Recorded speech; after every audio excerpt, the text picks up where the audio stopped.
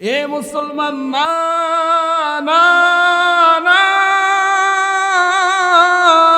ওই রূহের জগতের মধ্যে যেই রকম ভাবে আল্লাহকে আল্লাহ বলে স্বীকার করেছি, আমাদের বুঝ হওয়ার পরেও ওই রকম আল্লাহকে আল্লাহ স্বীকার করার দরকার আছে না নাই? আমাদের বুদ্ধি আছে, বিবেক আছে, ভালো মন্দর জ্ঞান আল্লাহ রাব্বুল আলামিন দিয়ে দিয়েছে, কিন্তু ওই মানুষটাই, ওই রূহটা, আমরা ওখানে বলেছিলাম কিছুই ছিল না, একটা রূহ ছিল। ওই রূহ বলেছে অবশ্যই আপনি আমাদের রব, কিন্তু পৃথিবীতে আসলেন, এতগুলো নিয়ামত আল্লাহ রাব্বুল আলামিন দান করলেন, দান করার পরও আপনি কেমনে বললেন, কিসের জন্য করে বললেন, কিভাবে বললেন? আপনি নামাজ পড়েন নাই, রোজা করেন নাই, হজ করেন নাই, যাকাত দেন নাই, খারাপ কাজের সাথে লিপ্ত আছেন, আজও পর্যন্ত অন্যায় করে এখানে বসে আছেন, তারপরে ওয়াতুইজ্জু মান তাশা ওয়াতুযিল্লু মান তাশা, আল্লাহ রাব্বুল আলামিন ইজ্জত দান করেছে কি করে না? বিসমিল্লাহির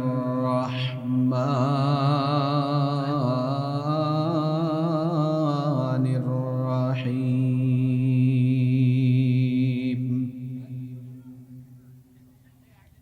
ইয়া আইয়ুহাল্লাযীনা আমানুত্তাকুল্লাহা ওয়া কুনু মা'আস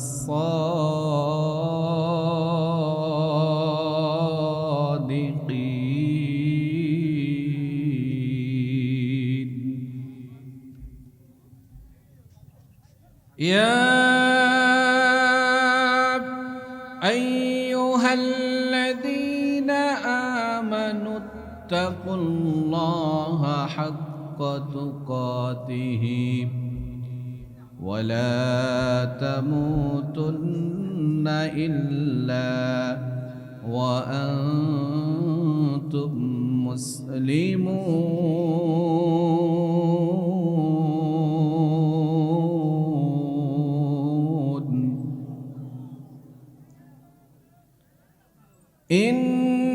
ইন্নাল্লাহা ওয়া মালাইকাতাহু ইসাল্লুনা আলান নবী ইয়া আইয়ুহাল্লাযীনা আমানু সাল্লু আলাইহি ওয়া সাল্লিমু তাসলিমা।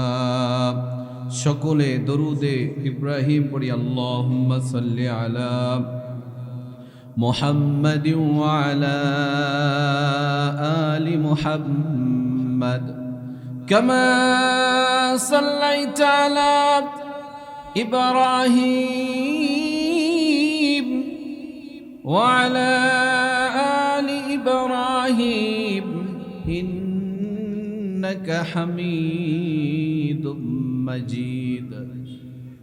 আল্লাহুম্মা বারিক আলা মুহাম্মাদ ওয়া আলা আলি মুহাম্মাদ কামা বারাকতা আলা ইব্রাহিম ওয়া আলা আলি ইব্রাহিম ইন্নাকা হামিদুম মাজিদ। সকলে একটু ঝংকার দিয়ে কালেমা পড়ি, লা ইলাহা। চুপ করে থাকবেন না, সবাই আকাশ বাতাস মুখরিত করে আল্লাহকে রাজি এবং খুশি করার জন্য করে জবান ছেড়ে দিয়ে আমরা পড়ব, লা ইলাহা লা ইলাহা ইল্লাল্লাহ, লা ইলাহা। ভাইজান বহু দূরে মাদিনা, ভাইজান বহু দূরে মাদিনা, আমরা কেমনে যাব জানি না। দয়া কর দয়ার আল্লাহ দয়া কর দয়ার আল্লাহ, আরে আমাদের মনের বাসনা লা ইলাহা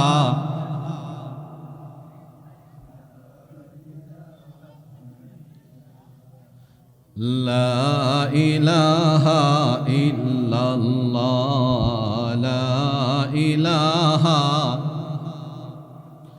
লা ইলাহা ইল্লাল্লাহ মুহাম্মাদুর রাসূলুল্লাহ সাল্লাল্লাহু আলাইহি ওয়াসাল্লাম।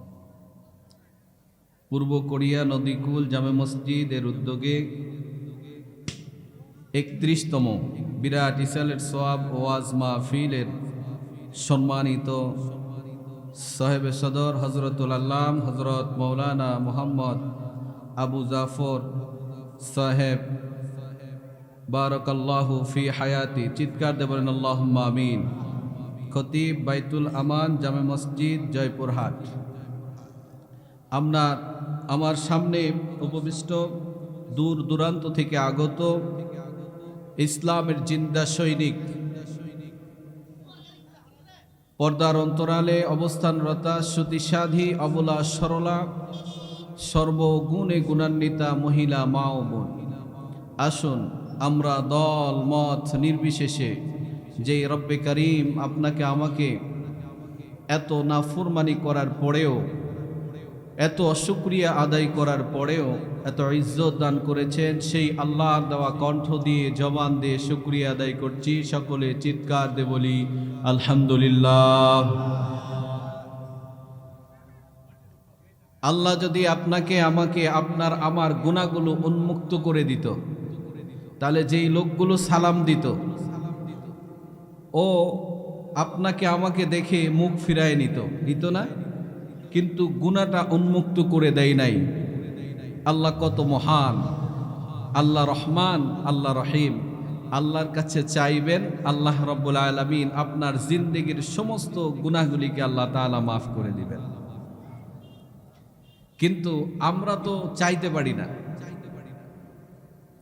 আল্লাহ কণ্ঠ দিয়েছে, এই কণ্ঠ দিয়ে এক একজন একক ভাষায় কথা বলে, কেউ অশ্লীল ভাষায়, কেউ আবার হুজুরদেরকে দেখতে পারে না, কেউ আবার আছে ইসলামকে ভালোবাসে না, ইসলামকে দেখতে পারে না। একক জনার চিন্তা চেতনা, একক জনার কণ্ঠ দিয়ে একক ভাষা বাইর হয়। কিছু যুবক ভাই আছে, কিছু মুরব্বী বাবা আছে, কিছু মায়েরা আছে, সকালবেলা উঠেই সুন্দর করে কোরআনুল কারীম তেলাওয়াত করে। আপনার বাসায় কি এরকম আওয়াজ আসে? আগে শোনা যেত যে ফজরের নামাজ পড়ে মুসল্লিরা যখন হাঁটি হাঁটি পা পা করে বাড়ির দিকে রওনা দেয়, কিছু বাড়ি থেকে এরকম আওয়াজ আসতো, যেই আওয়াজ কোরআনুল কারীমের আওয়াজ শুনে এত ভালো লাগতো, এত ভালো লাগতো। আজও সেই ঘর আছে, সেই জায়গা আছে, সেই বাড়ি আছে, সেই জমিন আছে, সব কিছু আছে, কিন্তু ওই মা আর পৃথিবীতে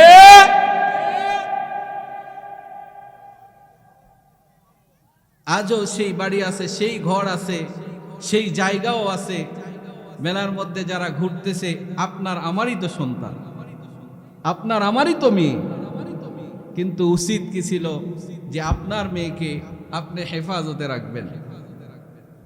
এর কারণে করেই তো বর্তমান বাংলাদেশে ইসলাম পার্লামেন্টে যাক, এটা আমরা চাই না। কেন? আমাদেরকে ইসলাম মানতে হবে, কোরআনের শাসন মানতে হবে, কোরআন অনুযায়ী চলতে হবে। এর কারণে করেই এই পরিস্থিতি, এর কারণে করে এই মনের ইমানের দুর্বলতা। এই মাহফিলগুলো মসজিদ থেকে, মসজিদের মেম্বার থেকে ইমান বাড়ানোর জন্য করে ওলামায়ে কেরামরা আপনাদেরকে তালকিন দিতেছে, কিন্তু আপনি আমি বৃদ্ধাঙ্গুলি দেখাই দিচ্ছি, আপনি আমি চিন্তা চেতনা করতেছি যে কোরআন যদি পার্লামেন্টে যায় খারাপ হয়ে যাবে। আপনি সুদ খান, সুদ খেতে পারবেন না, ঘুষ খান, ঘুষ খেতে পারবেন না, ইত্যাদি ইত্যাদি। মানুষের সঙ্গে ঝগড়া বিবাদে লিপ্ত হতে পারবেন না। এর জন্য করে আমরা ওই কোরআন চাই। কিন্তু আপনি আমি মুসলমান, তো মুসলমান না? একটা কথা বুঝবেন, আমরা যদি মুসলমান হই, যদি নিজেকে মুসলিম দাবি করি, তাহলে আপনাকে আমাকে এই মাহফিলের পক্ষে থাকতে হবে, মসজিদের পক্ষে থাকতে হবে, মাদ্রাসার পক্ষে থাকতে হবে, ইসলামের পক্ষে থাকতে হবে, যতক্ষণ পর্যন্ত আপনার আমার মৌত না আসে। পারবো না ইনশাআল্লাহ? এখন এই যে জবান আল্লাহ তাআলা আপনাকে আমাকে দিয়েছেন, এই জবানটা দিয়েছেন কে? সবাইকে বলতে হবে কে দিয়েছেন। তাহলে এই জবান দিয়ে আমরা আল্লাহর শুকরিয়া আদায় করব একটু আওয়াজ দিয়ে। যদিও লোক কম, ভালো জায়গাতে এমন একটা জামানা আসবে যেই জামানায় ভালো জায়গাতে ইহদিনাস সিরাতাল মুস্তাকিমের পথে ডাকবে, কিন্তু মানুষ আসবে না। আজকে তো তাদের জন্য করেই আয়োজন, এলাকাবাসীর জন্য করেই তো আয়োজন, ঠিক না ভাই? এলাকাবাসীরা ব্যস্ত আছে জামাই আদর নিয়ে, এলাকাবাসীরা ব্যস্ত আছে মেহমান নিয়ে, কিন্তু দাওয়াত করা হয়েছে কেন? মাহফিলের জন্য করে, কিন্তু তারা আদর আপ্যায়নে ব্যস্ত আছে। লাস্টে আসবে আমার থেকে, প্রধান বক্তার থেকেও বড় হুজুর একজন আছে, পোলা হুজুর, তখন আসবে, আসার পরে দুই এক টোপলা যেতটুকু পারবে অতটুকু নিয়ে আলহামদুলিল্লাহ ফি সাবিলিল্লাহ বলে চলে যাবে। কিন্তু যে জন্য করে এই মাহফিলটা দিয়েছে মাহফিল প্রতিপক্ষ, সেই উদ্দেশ্য তো হাসিল হলো না। আপনারাও রাত জাগলেন, বক্তারাও ওয়াজ করলো, কিন্তু ইমানের পরিবর্তন হলো না। এটা দিয়ে কোনো লাভ হবে? তো এর জন্য করে আসুন আমরা আবারও দল মত নির্বিশেষে সব কিছু ভুলে গিয়ে এক হয়ে আমরা এই প্যান্ডেলে এসেছি। প্যান্ডেলে আসার পরে আমাদের একটা পরিচয় হয়েছে, আমরা সবাই এক দল। কয় দল? কার দল? কোনো পার্থক্য আছে? কোনো ভেজাল আছে? আপনার আমার প্যান্ডেলের বাহিরে দলের একটা পরিচয় আছে, আছে না নাই? তাহলে দলের পরিচয় আছে প্যান্ডেলের বাহিরে, কিন্তু এই কোরআনের মাহফিলে আপনার আমার পরিচয় একটাই, আমরা কার দল? এখানে কোনো সন্দেহ আছে? কোনো ভয় আছে? কোনো ভয় নাই। এখন কোরআন দিয়ে কথা হবে। কারো যদি শরীর জ্বলে, কারো যদি খারাপ লাগে, মনে করবেন আপনার ওটা সমস্যা, মনে করবেন কি এটা আমার সমস্যা, এটা দূর করতে হবে। যদি দূর করতে পারেন তাহলে আপনি ইহদিনাস সিরাতাল মুস্তাকিমের পথে চলার জন্য করে আপনাকে নিজে প্রস্তুতি গ্রহণ করে নিয়েছেন। এরপরে আপনি চলবেন, আপনার জন্য করে আল্লাহ তাআলা কানাত লাহুম জান্নাতুল ফিরদাউসি নুজুলা, সর্বোত্তম জান্নাত আল্লাহ তাআলা বানায় রাখছেন। কিন্তু বান্দা যখন চিন্তা করবে যে আমি পরিবর্তন হব না, হাজারবার যদি আপনাকে আমাকে বলে তারপরেও আমি পরিবর্তন হব না, তারপরে পরিবর্তন হওয়ার চিন্তা ভাবনা আমার মধ্যে নাই। মসজিদে গেলে হুজুর যখন বয়ান করে, বয়ান শুনতে ভালো লাগে, তখনই মনে হয় যে আজকে থেকে পরিবর্তন হওয়া দরকার। কিন্তু যেই না মসজিদ থেকে বাইর হইছে, শয়তান অ্যাটাক করছে, করার পরে চিন্তা করতেছে, করার পরে ওকে ওয়াসওয়াসা দিল যে তুমি তো ওই দলের লোক নয়, তুমি তো নামাজ পড়ার লোক নয়, তুমি তো আমার দলের লোক, তুমি নামাজ পড়বা না, রোজা করবা না, হজ করবা না, জাকাত দিবা না, ইসলামের বিপক্ষে কথা বলবা। কোরআন অনুযায়ী আমার জীবন চলুক, আমার এলাকা চলুক, আমার পরিবার চলুক, ইউনিয়ন কাউন্সিল চলুক, রাষ্ট্র চলুক, এটা তুমি তো চাইবা না, কেননা তুমি তো বেনামাজি। এর জন্য করে ইমানদার হওয়ার জন্য করে সর্বপ্রথম এই যে আজকে মসজিদের উদ্যোগে মাহফিল দিয়েছে, মসজিদ মুখী আগে হতে হবে। মসজিদ মুখী যদি না হতে পারেন, আপনি জামাতে ইসলাম করতে পারেন, চরমোনাই করতে পারেন, তাবলিগ করতে পারেন, কোনো ফায়দা নাই রে মুমিন, কোনো ফায়দা নাই, কোনো ফায়দা নাই। এর জন্য করে ইমানটাকে আগে বানাইতে হবে। ইমান যদি বানাইতে পারেন, যেই জায়গার মধ্যে যাবেন, ইসলামী আন্দোলনের মধ্যে যান, তাবলিগের মধ্যে যান, জামাতের মধ্যে যান, যেই জায়গার মধ্যে যান না কেন, সফলতা দান করবেন কে? আরো জোরে চিৎকার দিয়ে বলতে হবে, সফলতা দান করবেন কে? এর জন্য করে মসজিদমুখী হওয়ার দরকার আছে না নাই? আমরা মসজিদমুখী হতে চাই তো কারা কারা মসজিদমুখী হবে না? দুই হাত তুলে আল্লাহকে দেখায় দেন। সবাই হাত তুলছে রে, ওয়াজ কেউ শোনেনি, কেউ বোঝেও নি।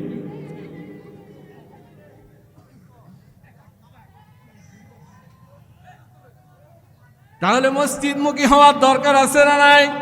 আমরা মসজিদের লোক, মাদ্রাসার লোক, ইসলামের লোক, কোরআনের লোক, যেখানেই অন্যায় সেখানেই প্রতিবাদ, ঠিক না ঠিক? যেখানেই অন্যায় হবে সেখানেই প্রতিবাদ হবে, যেখানে অশ্লীল কাজ হবে সেখানেই প্রতিবাদ হবে। এই যে আজকে দেখেন বিশেষ করে গ্রামগঞ্জে একটা জিনিস প্রচলিত আছে, ভাইয়েরা আমার খুব লক্ষ্য করে শুনবেন, ইমানকে বাড়ানোর জন্য করে এখানে বসেছি, ইমানকে কমানোর জন্য করে এখানে বসি নাই। গ্রামগঞ্জে এখন চলে যে যখনই একজন মেয়ে বা ছেলের বিবাহ ঠিক হয়েছে, বিবাহ ঠিক হওয়ার পরে ওদের বাড়িতে দেখবেন হেইয়া বড় বড় এই যে ডেক সেট যায় কি যায় না? আমার কথা মনে হয় বোঝেন নাই। এখন মুসলমানের বাড়িতে ওই ডেক সেট যায়, হিন্দুর বাড়িতেও যায়, খ্রিস্টানের বাড়িতেও যায়। তাহলে মুসলমান তো আল্লাহর আইনে, আল্লাহর কালাম দিয়ে, আল্লাহর কোরআন দিয়ে, খুতবা দিয়ে বিবাহ শাদী করার কথা ছিল, কিন্তু এই ডেক সেট বাজার কারণে করে রহমত আর বরকত আল্লাহ উঠায় নিয়ে গিয়েছে। এর জন্য করেই তো বিবাহ শাদী টিকে না, টিকে না, টিকে না। এর কারণে করেই তো আজকে তালাকের সংখ্যা বেশি হয়ে গেছে।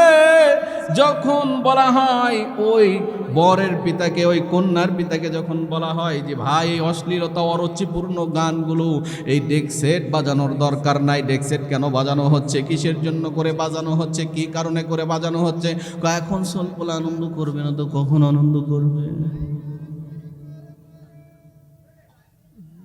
কিন্তু মুসলমানের তো স্বভাব এইরকম হওয়ার কথা ছিল না। মুসলমান তো কোরআন নিয়ে যায় নাই যে ওখানে গিয়ে একটু তেলাওয়াত করলো, সুন্দর করে এই কালামুল্লাহ শরীফ পড়বে, এই চিন্তা চেতনা নাই। আমি তো কোরআন পড়াই পারি না, সূরা ফাতিহা কোনো মতো পড়া পারি, সূরা কাউসার আর সূরা ইখলাস মুখস্থ আছে, এটা দিয়েই বাকি জিন্দেগি পার করার চিন্তা ভাবনা। কোরআন তো এই জন্য করে নাজিল হয় নাই, কোরআন নাজিল হয়েছে একটা সংবিধান অনুযায়ী। কোরআন অনুযায়ী আপনাকে চলতে হবে। আপনি ব্যবসা করবেন কেমনে, কোরআনে আছে না নাই? আপনি আপনার সন্তানকে আদেশ করবেন কিভাবে, কোরআনুল কারীমের মধ্যে আছে না নাই? আপনি আপনার স্ত্রীকে শাসন করবেন, এই কোরআনুল কারীমের মধ্যে আল্লাহ তাআলা বলে দিয়েছে। আবার এই কোরআনকে যদি জিজ্ঞাসা করেন ও কোরআন তুমি কোথায় ছিলা, কোরআনই উত্তর দিবে, সুন্দর করে উত্তর দিয়ে দিবে, আমি লাওহে মাহফুজের মধ্যে ছিলাম, লাওহে মাহফুজের মধ্যে ছিলাম, দুনিয়ার মধ্যে এসেছি, কোরআনই বলে দিবে। তাহলে এই কোরআন অনুযায়ী আপনি আমি চলতে রাজি আছি তো ইনশাআল্লাহ? তাহলে এই যে সমাজ থেকে, এলাকা থেকে ইসলাম বিরোধী যেই কাজ আছে, আমরা যারা এখানে বসে আছি, মাইকের আওয়াজ যারা যারা শুনতেছি, আজকে থেকে নিয়ত করলাম এটাই যে এই যে ইসলামের বিপক্ষে যেই কাজগুলো আছে, এই কাজগুলোর সাথে আমাদের কোনো সম্পর্ক, মুসলমানের কোনো সম্পর্ক আছে? তাহলে মুসলমানের কোনো সম্পর্ক নাই। কোরআন বিরোধী যেই কাজ হবে, ইসলাম বিরোধী যেই কাজ হবে, এই কাজের সাথে মুসলমানের কোনো সম্পর্ক। কিন্তু কালকে শুনবেন, কালকে এক শ্রেণীর মানুষ এই কথা বলবে, ও হুজুর ওটা বলবে, ওদের কাজ হলো প্রত্যেক দিন এইরকম ভাবে বলা, ওনাদের কাজ হচ্ছে প্রত্যেক দিন এই কথাগুলো বলা। আমরা তো প্রতিনিয়ত প্রত্যেকটা দিন আল্লাহর বাণী মানুষের দ্বারে দ্বারে বিভিন্ন এলাকায় গিয়ে বলতে থাকি, কেন মানুষ যেন পরিবর্তন হয়, ইসলামের দিকে যেন আসে, কোরআনের দিকে যেন আসে। ভাইয়েরা আমার, আল্লাহ রাব্বুল আলামিন যখন আপনাকে আমাকে তৈরি করলেন, আপনার আমার কি তৈরি করেছেন আগে জানেন? আপনার আমার রূহটাকে তৈরি করেছেন। এই যে রূহ আছে, এই রূহটাকে আল্লাহ তাআলা তৈরি করেছেন। রূহের জগতের মধ্যে যখন আল্লাহ রাব্বুল আলামিন আপনাকে আমাকে ডাক দিয়ে বলল, আল্লাহ রাব্বুল আলামিন যখন বললেন যে আমি কি তোমাদের রব নয়, আল্লাহ তাআলা যখন জিজ্ঞাসা করলেন রূহগুলোকে, তখন আমরা কিন্তু ওখানে বলেছি কলু বালা, অবশ্যই অবশ্যই আপনি আমাদের রব, আপনি আমাদের প্রভু, আপনি আমাদের সব। কিন্তু আল্লাহ রাব্বুল আলামিন মা বাবার বৈধ মিলনের মাধ্যমে আল্লাহ তাআলা মায়ের পেটের মধ্যে সুন্দর করে ওখানে কি লাগবে, পানি লাগবে না ক্যালসিয়াম লাগবে না পটাশিয়াম লাগবে না কি লাগবে, সব কিছু আল্লাহ তাআলা ওখানে দান করে দিয়ে দিলেন, সমস্ত কিছু দিয়ে দিল। দিয়ে দেওয়ার পরে মায়ের পেট থেকে যখন দুনিয়াতে ভূমিষ্ঠ হয়ে গেলাম, ওখানে হাত ছিল না হাত দিয়ে দিল, পা ছিল না পা দিয়ে দিল, মাথা ছিল না মাথা দিয়ে দিল, চোখ ছিল না চোখ দিয়ে দিল, সব কিছু দিয়ে দিল। এরপরে দুনিয়ার জমিনে মার পেট থেকে যখন বাইর হলাম, বালতি বালতি রক্ত ঝরায় যখন বাইর হলাম, বাইর হওয়ার পরে হাতের শক্তি ছিল না হাতের শক্তি দিয়ে দিল, পায়ের শক্তি ছিল না পায়ের শক্তি দিয়ে দিল, কথা বলার শক্তি ছিল না কথা বলার শক্তি দিয়ে দিল, কোনটা ভালো কোনটা মন্দ এর জ্ঞান ছিল না, আল্লাহ রাব্বুল আলামিন সেই জ্ঞান পর্যন্ত আপনাকে আমাকে দিয়ে দিল। জ্ঞান হলো, বুদ্ধি হলো, বিবেক হলো, সব কিছু হলো। আপনি যখন প্রাপ্তবয়স্ক হলেন তখন আপনাকে কেন জিজ্ঞাসা করা রাখতেছে যে তোমার রবকে, আল্লাহর আইন তোমাকে মানতে হবে? তখন তোমাকে নামাজের কথা বললে, তখন তোমাকে রোজার কথা বললে, তখন তোমাকে হজের কথা বললে, তখন তোমাকে ইসলামী আন্দোলনের কথা বললে, তুমি বলো ওটা এখন সময় নাই, এখন সময় হচ্ছে সামনে বাড়তে হবে, সামনে বাড়তে হবে। যখন বয়স হয়ে যাবে তখন মসজিদে যাব, যখন দাঁত পড়ে যাবে কথা আর বলতে পারবো না, তখন মসজিদে যাব এক সূরার জায়গায় আরেক সূরার জায়গায় কখনো দরুদ শরীফ, কখনো দরুদে ইব্রাহিম, কখনো আবার দোয়ায়ে মাসুরা, এইগুলো পড়বো। বারবার ভুল হয়ে যাবে, বারবার ভুল হয়ে যাবে। এ মুসলমান, না না না, ওই রূহের জগতের মধ্যে যেই রকম ভাবে আল্লাহকে আল্লাহ বলে স্বীকার করেছি, আমাদের বুঝ হওয়ার পরেও ওই রকম আল্লাহকে আল্লাহ স্বীকার করার দরকার আছে না নাই?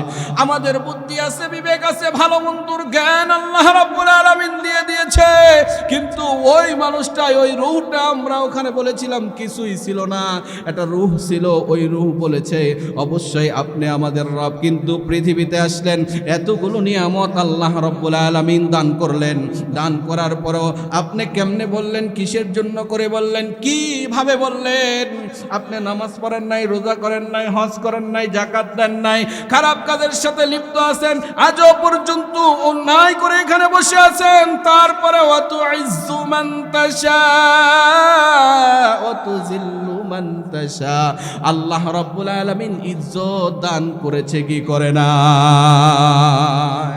তাহলে সেই আল্লাহর জমিন, এই জমিনটা কার? সবাইকে বলতে হবে বাজান, এই জমিনটা কার? তাহলে আল্লাহর জমিনে আল্লাহর দিন কায়েম হোক, আমরা চাই কি চাই না? সবাইকে বলতে হবে আমরা চাই কি চাই না? আল্লাহর জমিনে আল্লাহর দিন কায়েম হবে, এখানে আপনার আমার চুলকায় কেন? তাহলে বুঝতে হবে ওর মধ্যেই ঝামেলা আছে না না। আল্লাহর জমিন যদি হয়, আপনাকে সৃষ্টি করেছেন কে? সবাই বলেন কে? এই জমিন আল্লাহর, অল পৃথিবীর মালিক কে? আসমান বানাইছে কে? মসজিদ মাদ্রাসা বানাইছেন কে? এই জমিন কার? আল্লাহর জমিনে আল্লাহর দ্বীন প্রতিষ্ঠিত হোক, এটা আমরা কারা কারা চাই? দুই হাত তুলে একটু আল্লাহকে দেখায় দেই, লিল্লাহে তাকবীর। কোরআন আছে যেখানে, উলামায়ে কেরাম যেখানে, কোরআন নাই যেখানে, হাত নামান। এর আগে কোরআন ছিল না, আমরা ছিলাম, কিন্তু কথা বুঝবেন, এর আগে কোরআন ছিল না, আমরা ছিলাম। অমুক নেতার চরিত্র ফুলের মতো পবিত্র, পিছনে একেবারে স্লোগান দিতে দিতে দিতে দিতে মুখের ফেনা উঠে গেছে, কিন্তু স্লোগান বন্ধ নাই।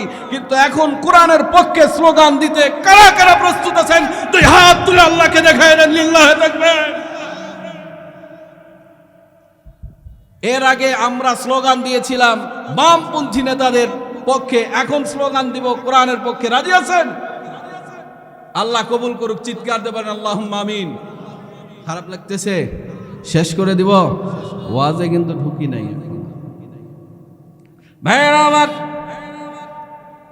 আল্লাহ রাব্বুল আলামিন আপনাকে আমাকে এতগুলো নিয়ামত দান করলেন, দান করার পরেও আমরা শুকরিয়া আদায় করতে পারলাম না। দেখেন কেমন নিমক হারাম, আপনি আমি কেমন নিমক হারাম। এত সুন্দর কোরআনের মাহফিল, কোরআনের কনফারেন্স দিয়ে দিয়েছে। এই কোরআনের কনফারেন্স বাদে ওরা চিন্তা করতেছে আজকে এখানে যে রহমত পড়তেছে, রহমত আছে, আগামীকাল কি এই রহমত থাকবে এখানে? সবাইকে বলতে হবে থাকবে এখানে রহমত, কিন্তু কালকে থাকবে না। ওরা চিন্তা করতেছে আমরা বেকুব মানুষ, আমরা কি মানুষ, আর ওরা কি মনে করতেছে চালাক। কিন্তু আসলে চালাককে আর বেকুবকে আপনারাই পার্থক্য করে নেন, কারা চালাক আর কারা বেকুব, কারা ভালো আর কারা মন্দ। আপনাদের কাছেই আমি বিচার দিয়ে দিলাম, আপনারাই পার্থক্য করতে পারবেন। কিয়ামতের ময়দানে যদি এই মসজিদ জান্নাতের দিকে চলে যায়, এখানে বসার কারণে করে হয়তোবা আল্লাহ রাব্বুল আলামিন এই মসজিদের সাথে সাথে আপনাকে আমাকেও জান্নাতের মেহমান হিসাবে কবুল করে নিতে পারেন কি পারেন না? তো এর জন্য করে আমরা জিতছি না ঠকছি? আমরা জিতছি তো, এখন তো আর মন খারাপ নাই, তাহলে বসেন, সমস্যা নাই। আল্লাহ রাব্বুল আলামিন সুন্দর করে আপনাকে আমাকে ডাক দিয়ে দিয়ে বললেন, ইয়া আইয়ুহাল্লাযীনা আমানু তাকুল্লাহা হাক্কা তুকাতিহি ওয়া লা তামুতুন্না ইল্লা ওয়া আনতুম মুসলিমুন। আল্লাহ তাআলা ডাক দিলেন ইয়া আইয়ুহাল্লাযীনা আমানু, এখানে ঈমানদার যারা তাদেরকে লক্ষ্য করে ডাক দিয়ে বলতেছেন ইয়া আইয়ুহাল্লাযীনা আমানু। এখন আপনাদের কাছে আমার প্রশ্ন যে আপনার আমার মধ্যে ঈমান নামক দৌলত আছে, এখন পার্সেন্টেজ যদি করতে যাই পার্সেন্টেজের দিকে কম হলেও হতে পারে, কিন্তু ঈমান আছে। কথা বলেন, ঈমান আছে না নাই? এখন ঈমান আপনার আমার মধ্যে আছে হয়তো 50%, হয়তো 30%, হয়তো 20%, কিন্তু ঈমান আছে বিধায় আপনি আমি এই কোরআনের কনফারেন্সে বসছি। ঈমান আছে বিধায় জুমার নামাজের মধ্যে আপনি আমি গিয়েছিলাম। এখান থেকে বোঝা গেল ঈমান এখনো আছে কিন্তু কমে আসছে। এ বাজান, ঈমান কমে আসছে তা কি হয়েছে? কিন্তু কোরআনের কনফারেন্সে বসছি, আল্লাহ যদি চায়, আল্লাহ যদি কবুল করে, তাহলে 100% ঈমান নিয়ে এখান থেকে আমরা বাড়িতে যাব। এখন আপনাদেরকে ডাক দিয়ে বলছেন আল্লাহ রাব্বুল আলামিন ইয়া আইয়ুহাল্লাযীনা আমানু, হে ঈমানদারগণ, আল্লাহকে দেখে ভয় করো। কাকে দেখে ভয় করতে হবে? আল্লাহকে দেখে ভয় করতে হবে। যদি আল্লাহকে দেখে ভয় করতে পারেন, ভয় করার মতো ভয় করতে পারেন, এ বাজান আল্লাহকে দেখে ভয় করেছিলেন কারা? সাহাবায়ে কেরামরা যারা আল্লাহকে দেখে ভয় করেছিলেন কারা? কোন ব্যক্তিগুলো আল্লাহকে দেখে ভয় করেছিলেন? হযরত আলী রাদিয়াল্লাহু তাআলা আনহু। হযরত আলী রাদিয়াল্লাহু তাআলা আনহু আপনার আমার মতো ঈমানদার নয়, কিন্তু আপনার আমার মতো মুসলমান ছিল কি ছিল না? আপনার আমার মতোই তো ঈমানদার ছিল, পার্সেন্টেজের দিক দিয়ে বেশি, কিন্তু ঈমান ছিল তো, ঈমান তো তার মধ্যেও ছিল। আপনার আমার মধ্যে ঈমান আছে। হযরত আলী রাদিয়াল্লাহু তাআলা আল্লাহকে কেমন ভয় করতেন, কেমন ঈমানদার একটু লক্ষ্য করেন বাজান, কোন দিকে নজর করেন না, একটু লক্ষ্য করে দেখেন। হযরত আলী রাদিয়াল্লাহু তাআলা আনহু, হযরত আলী রাদিয়াল্লাহু তাআলা আনহুর পায়ের মধ্যে তীর ঢুকে গেছে। সাহাবায়ে কেরামরা টেনে বার করার জন্য করে গিয়েছে, সাহাবায়ে কেরামরা টান দেওয়ার জন্য করে চলে গিয়েছে, কিন্তু তীরটাকে বাহির করতেই দিচ্ছিল না। যেই মাত্র তীরের মধ্যে হাত দিচ্ছিল, তখনই সঙ্গে সঙ্গে চিৎকার দিয়ে কান্না করে উঠতেছিল হযরত আলী রাদিয়াল্লাহু তাআলা আনহু। আল্লাহ রাসূল সাল্লাল্লাহু আলাইহি ওয়াসাল্লাম সাহাবায়ে কেরামদেরকে নিষেধ করলেন, এ সাহাবীরা, আলীকে আর কষ্ট দিও না, নিষেধ করলেন। একটু ইশারা করে বললেন, তোমরা সরে দাঁড়াও। নামাজের মধ্যে যখন দাঁড়ায় যাবে, তখন তীরটাকে তোমরা টানে বাহির করবে। যখনই নামাজের মধ্যে দাঁড়ায় যাবে, তখনই তীরটা টানে বাহির করে দিবা। ঠিক যেরকম আল্লাহর পয়গম্বর বলেছিলেন, অনুরূপভাবে হযরত আলী যখন নামাজের মধ্যে দাঁড়ায় গেল, আল্লাহর পয়গম্বর ইশারা করলেন যে এখন তোমরা গিয়ে হযরত আলীর পায়ের মধ্যে যেই তীরটা ঢুকে গেছে রে মুমিন, এই তীরটা তোমরা টেনে বাহির করে নিয়ে এসো। আল্লাহর পয়গম্বর যে এরকম ভাবে বললেন, ঠিক অনুরূপ ভাবে কাজ করা হলো। হযরত আলী যখন নামাজের মধ্যে দাঁড়ায় গেল, নামাজের মধ্যে দাঁড়ায় যাওয়ার পরে সঙ্গে সঙ্গে তীরটা টেনে বাহির করছে। হযরত আলী রাদিয়াল্লাহু তাআলা আনহু একবারও আও বলে নাই, একবারও ইস বলে নাই, একবারও পাটা নড়াই নাই, একবারও পাটা এদিক ওদিক সরাই নাই। কিন্তু এ বাজান, এখানেই আমার একটা প্রশ্ন আপনাদের কাছে। আমি যখন নামাজের মধ্যে গিয়ে দাঁড়াই, নামাজের যখন নিয়ত করে নেই, নামাজের নিয়ত করার পরে যখন একটা ছোট্ট মশা কামড় দেয়, আপনার যে চোরের থাপ্পড় রে ভাই, সব মুসল্লিরা পেলে চলে যাবে। তাহলে আপনার আমার ঈমান কেমন? আপনার আমার আল্লাহর ভয় কেমন? আপনার আমার তো ওই আল্লাহর দিকে রুজু হওয়ার কথা ছিল, ওই আল্লাহর দিকে মুতাওয়াজ্জা হওয়ার কথা ছিল, কিন্তু আমি তো ওই আল্লাহর দিকে রুজু হতে পারি নাই, ওই আল্লাহর খাঁটি বান্দা আমি হইতে পারি নাই। আপনার আমার মধ্যে ওই 100% ঈমানও নাই। এর জন্য করে আপনাকে আমাকে ঈমানদার যদি হতে হয়, মসজিদের সাথে সম্পর্ক থাকতে হবে, ফজরের নামাজ জামাতের সাথে আদায় করতে হবে, জোহরের নামাজ জামাতের সাথে আদায় করতে হবে, আসরের নামাজ জামাতের সাথে আদায় করতে হবে, মাগরিব জামাতের সাথে আদায় করতে হবে, এশার নামাজও জামাতের সাথে আদায় করতে হবে। কিন্তু আমি এখানে বসেছি, কিন্তু নামাজের সাথে কোনো সম্পর্ক আপনার আমার মধ্যে নাই। তাহলে আপনার আমার ইসলামী আন্দোলন দিয়ে কি হবে? তাবলিগ দিয়ে কি হবে? চরমোনাই দিয়ে কি হবে? লাভ নাই, কোনো লাভ নাই, কোনো ফায়দা নাই।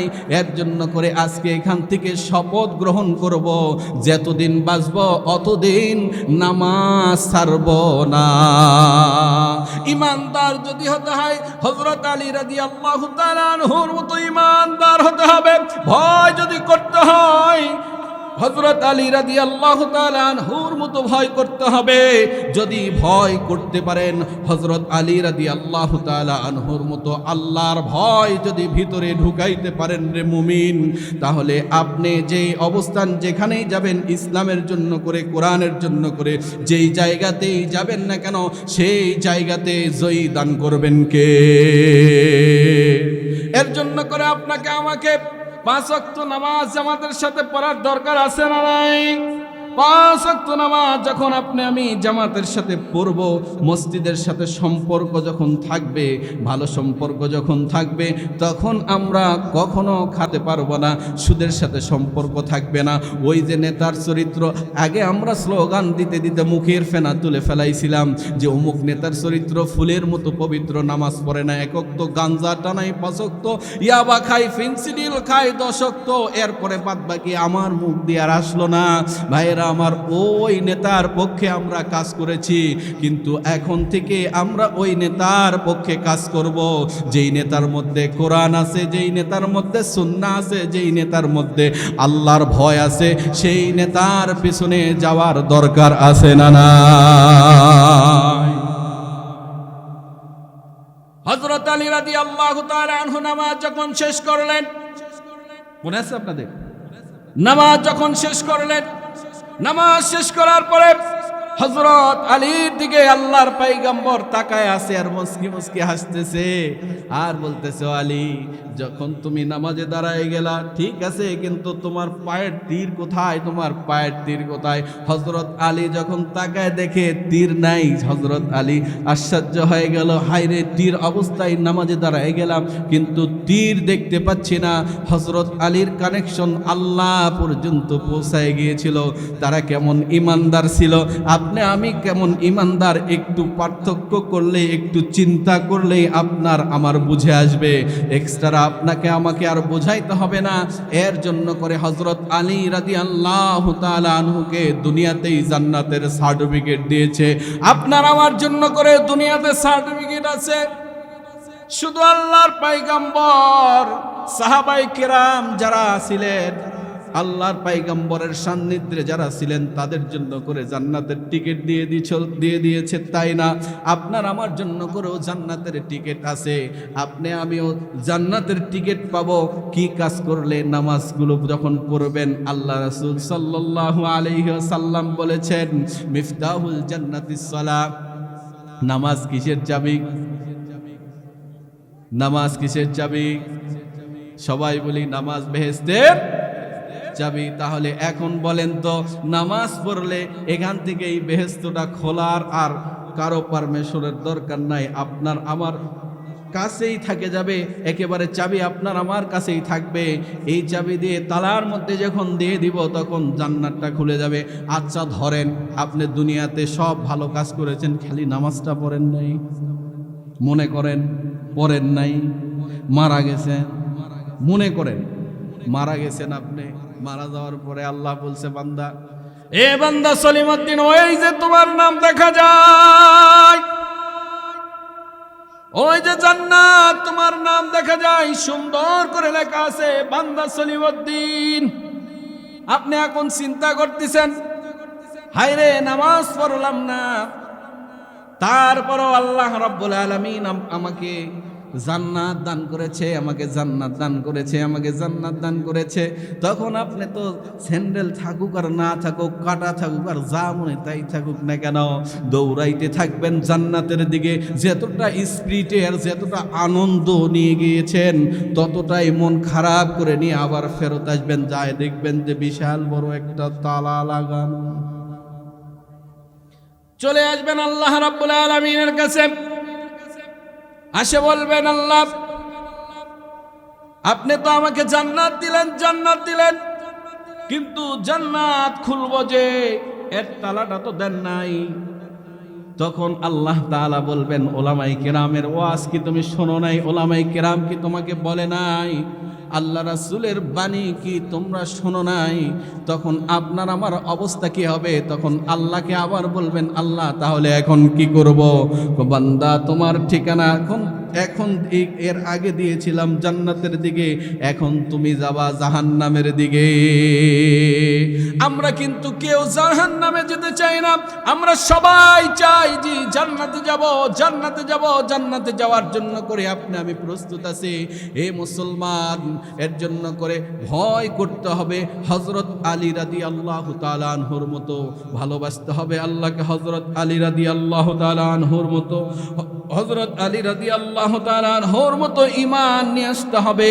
যদি নিয়ে আসতে পারেন তাহলে হাসি মুখে আল্লাহর জন্য করে, আল্লাহর দ্বীনের জন্য করে, কোরআনকে প্রতিষ্ঠিত করার জন্য করে হাসতে হাসতে আপনার জীবন আল্লাহর জমিনে আল্লাহর দ্বীন কায়েমের জন্য করে উৎসর্গ আমরা করে দিতে পারবো।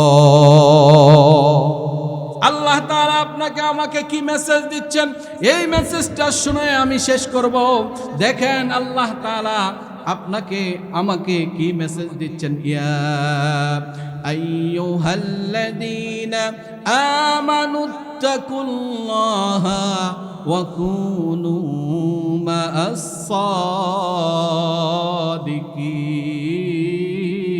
সাদিকিন।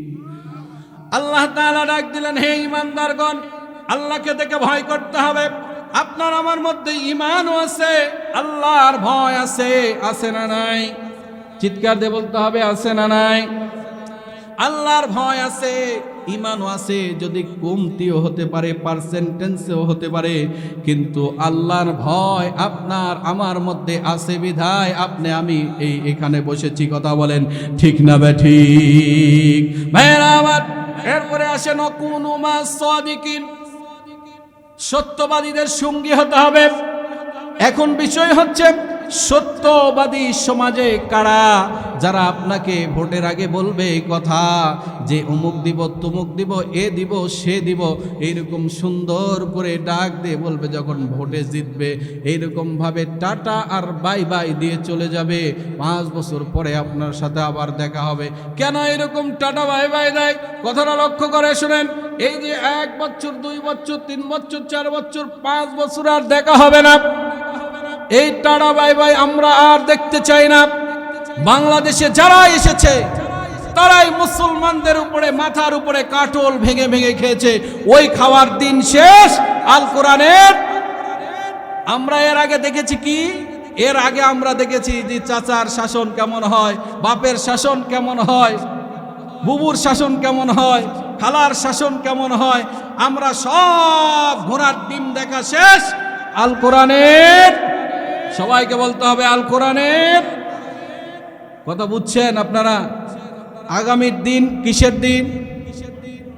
সবাইকে বলতে হবে আগামীর দিন কিসের দিন? আগামীর দিন কোরআনের দিন। আগামীর দিন কিসের দিন? আগামীর দিন ইসলামের দিন। আগামীর দিন ওলামায়ে কেরামের দিন। আগামীর দিন মসজিদের দিন।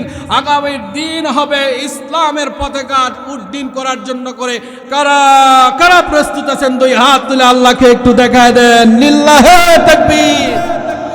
আল কোরআনের আলো ঘর জ্বালার দরকার নেই, সংসদে জ্বালো, পারবো না ইনশাআল্লাহ স্লোগান দেয় আল কোরআনের আলো। মারহাবা, আল্লাহ কবুল করুক। চিৎকার দেবেন আল্লাহুম্মা আমিন।